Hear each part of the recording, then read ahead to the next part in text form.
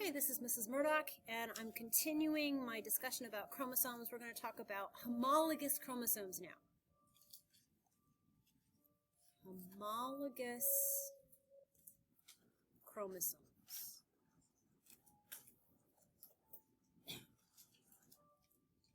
Okay, so we've already talked about chromosome structure, but we only talked about single chromosomes. What we need to remember is that chromosomes occur in pairs, right? So a human being, for example, remember that, well, any eukaryotic organism, eukaryotic organisms have chromosomes in pairs, right? They got one from mom and one from dad.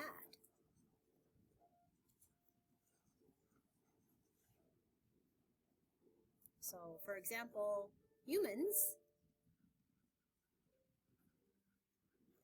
we have a total 46 chromosomes. Hopefully you might remember that. But they exist as 23 pairs. 23 pairs of chromosomes with a total of 46.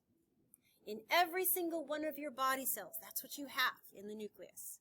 And when we talk about all these types of cell divisions, we're never going to show 46 chromosomes going to either side of the cell. That would be crazy, right? But we'll usually show one or two pairs dividing in mitosis and meiosis. But it's good to remember the human number, right? So if we draw a homologous pair, and let's start with the type you're most familiar with in the X formation. We already talked about the X formation of a chromosome. Right? But now we have a pair of them. Now we have a pair. Trying to make these as like as I can. There we go. Okay, all right. So this is a homologous pair of chromosomes.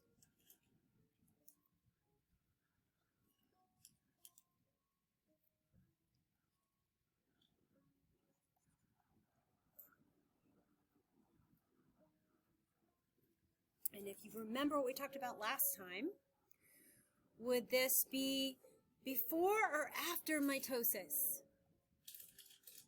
Before. Very good. Before mitosis, right? Mitosis, yes. Meaning that DNA replication has happened, and you have two chromosomes that have their sister chromatid with them. Each one has it. Okay. So we also need to make sure we make a good definition for homologous. Homologous pair. A homologous pair, put this in red just so it's clear. A homologous pair of chromosomes are the same size. They're also the same shape. Tried to make that true here, where their centromeres are in about the same spot.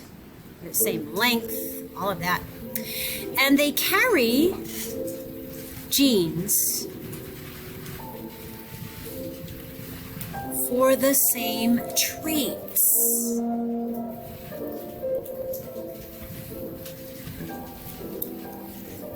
But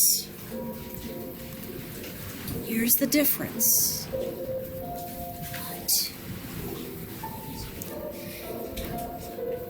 They may carry different versions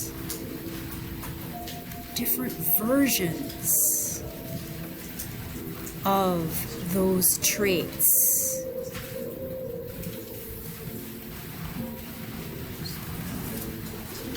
Okay. That's a good definition of homologous, all right? So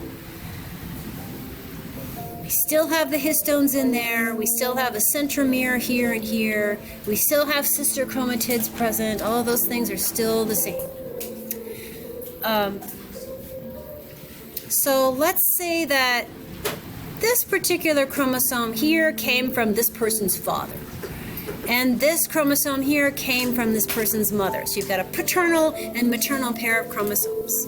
And in every one of your cells, half your chromosomes came from dad, half your chromosomes came from mom, right? So now go back to Gregor Mendel a little bit here. Remember heredity? Remember like you would use letters to represent genes, alleles? And we're going to do a really simple eye color example. Okay, so let's just say that a big B will give you brown eyes and a little b will give you blue eyes. And it's a little bit more complicated than that in reality, but we're going to stick to something simple here. So these long strands of DNA here, let's say, for example, that this spot right here is a location for eye color. A gene for eye color sits in that spot on those chromosomes, right? They all carry a gene for eye color in the same spot. In that way, they are homologous.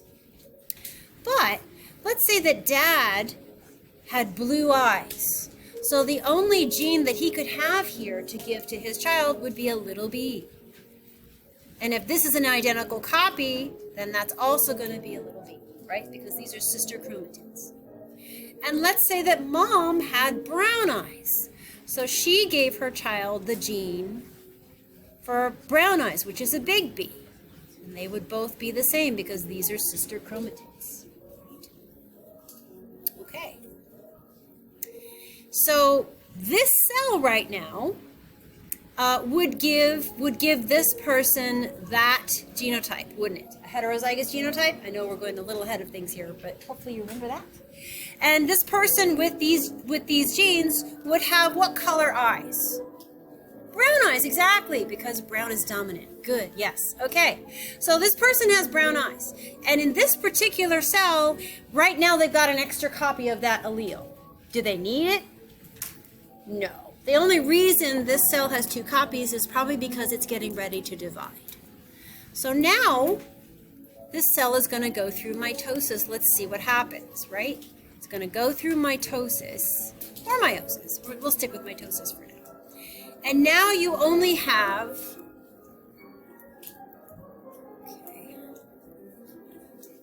you're only going to have the sister chromatids come apart, and now they're becoming chromosomes that are now single-stranded, right? They're still homologous. These are this is a homologous pair, still. Homologous pair.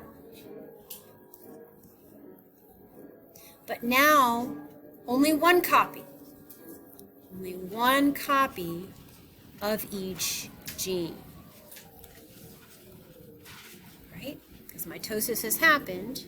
The sister chromatids were separated. Oops. Here. Go back to red. There. Okay. All right, so that gene is still there. There's dad. There's dad's homolog. That gene is still there. Here's mom's homolog.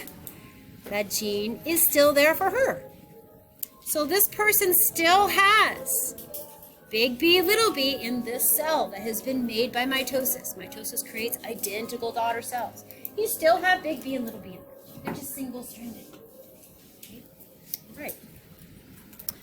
So hopefully that will make, when you start learning about mitosis and the process, and you start learning about meiosis, especially when we get to that, it'll all make a lot more sense when you understand the difference between chromosomes, homologous pair, and sister chromatids. Very, very different, right? So just to review, these guys are sisters, right? These are sister chromatids. And so are these. These are sisters to each other. These are sister chromatids. And they are absolutely identical to each other. Every nucleotide base sequence is exactly the same in this one and in this one that's connected by the centromere. Over here, also exactly the same. But the homologous pair have differences, right? So this is homologous to this. So same size and same shape, but the genes are actually a little different. Even though they're for the same trait, this one's a blue gene, that one's a brown gene. So that's how chromatids are different from homologous pairs. Okay? I hope that's helpful.